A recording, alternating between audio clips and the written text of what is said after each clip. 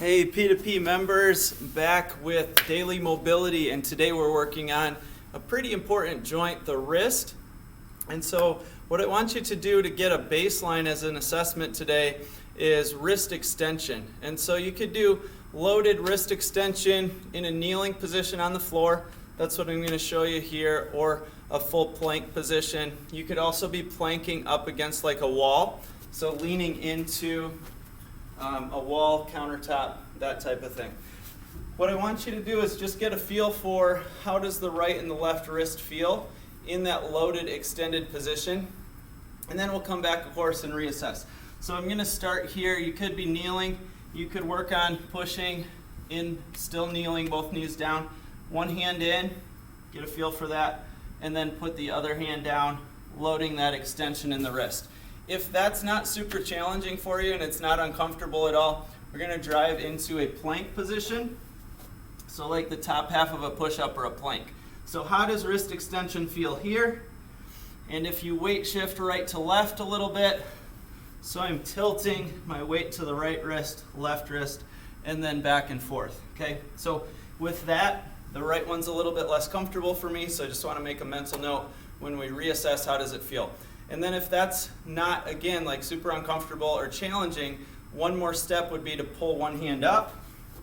And so lifting that one hand, how does that one side or unilateral loading feel? Same thing going the other way. And interestingly with this, actually the left wrist is a little bit less comfortable, so just use that as we come back and reassess. The first movement that we're going to do is a glide of the wrist joint up and down. Okay, so you'll notice my forearm's moving a little bit, and my wrist is going to go up and then down with some nice control. So just have a loose fist, and you'll notice I'm not doing this. I'm not moving my knuckles up and down in space. I'm moving my wrist up and down and keeping the knuckles in approximately the same spot. So that's a flexion extension or a up-down glide. Same thing on the other side. So go ahead and set there. Wrist glides up, wrist glides down. If you're having a challenging time just getting the coordination down, sometimes it helps to actually use the other hand and almost in a sense anchor the fingers and the knuckles, and then pressing up towards the ceiling, down towards the floor. So full flexion extension. We'd go back and reassess, of course, so let's take a second to do that.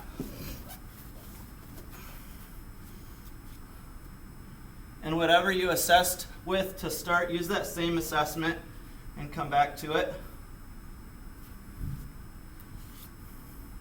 Definitely feels better on the right.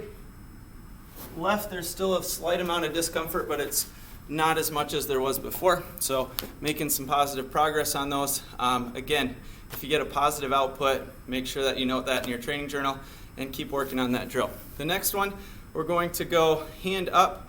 You can do these two in different positions, by the way, so we could wrist glide laterally here, here, or in this case, I'm going to have you start here.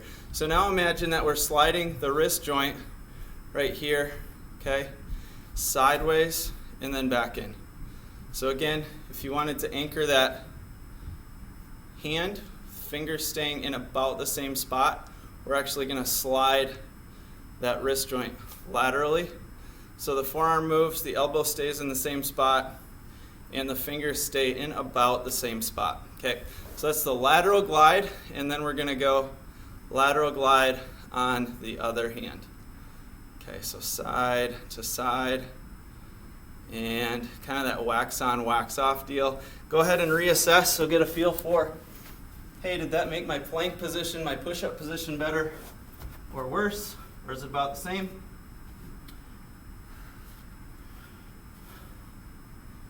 And feels better on the left now. So both of them are virtually pain and discomfort free. So again, training journal, note it. Make sure that you come back and do these consistently. A couple times, few times a week, maybe daily, if they feel really good for you. Also, if you're working on a keyboard a lot, you're working at a desk, or you're doing old school penmanship and writing, we tend to develop a lot of flexion-based tension in the hands and the forearms. So definitely useful drills for anything like that.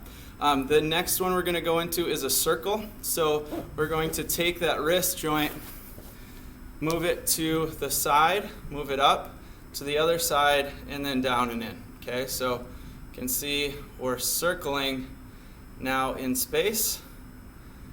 And a good way to check yourself on this is to, if you're again like feeling out the coordination element, put your knuckles on the floor or against a wall or stable object so that you're eliminating a lot of that movement up here in the hand itself and making sure that you're focusing that movement on the wrist joint.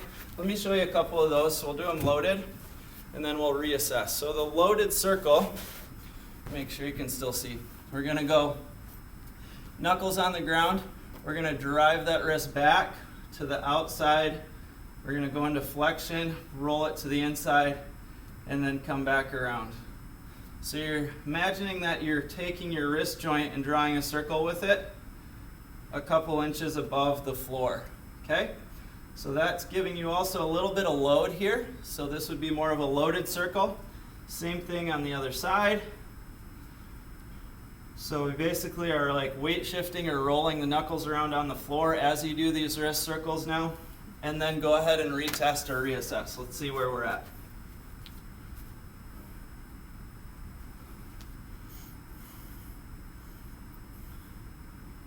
So it feels pretty good on both sides. I hope this was a helpful drill for you. And we'll see you in the next daily mobility. Thanks.